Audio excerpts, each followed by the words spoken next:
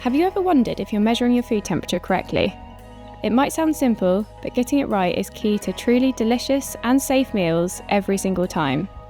In this video, we'll show you exactly how to master your food thermometer, whether you're cooking a juicy roast or testing oil temperature for frying. When it comes to large pieces of meat like roasts, whether you're cooking them or chilling them, the thickest part is always the slowest to change temperature. That's your target zone. Avoid any bones, as this will give you an inaccurate reading. To find the true centre, insert your Thermapen probe into the thickest part of the meat.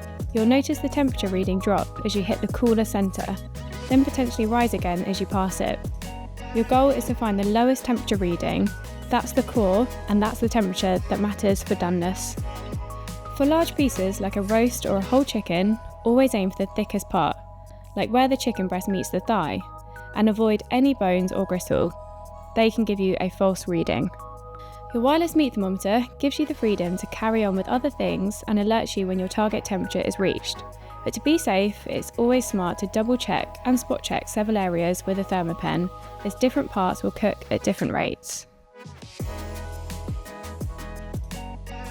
For thinner cuts like burgers, steaks or fish fillets, a common mistake is pushing the meat probe all the way through to the pan or grill surface.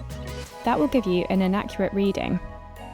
The Thermapen sensor is right at the tip, meaning you'll only need to insert it a tiny 3mm for an accurate reading. Measuring liquids is a little different because they heat and cool by convection. This means the temperature can vary throughout the pot.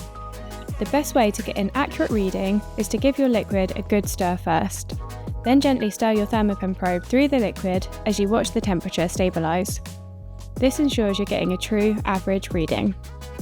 So there you have it. You now know how to take temperatures accurately to ensure perfect results every time.